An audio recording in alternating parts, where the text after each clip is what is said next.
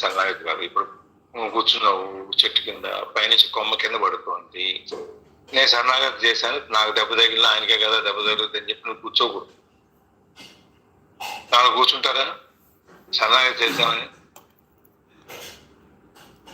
కూర్చోలేము sir. అలా మన ప్రయత్నం మనం కూర్చోం కదా, పక్క జరుగుతాం కదా. ఆయన వచ్చి కాపాడుతాడు లేదు, ఎందుకు వచ్చిన ముందు మనం పక్క జరగాలని అయితే జరిగేస్తాం కదా. అది ఏ సందర్భంలో నువ్వు ఏ పరిస్థితిలో ఉన్నా కూడా నువ్వు దాన్ని సరెండర్ అంటే దాని అర్థం నువ్వేమీ చేయకుండా కూర్చోమని కాదు. Not does it mean to cease making plans or initiating positive action. అంతేకాదు నువ్వు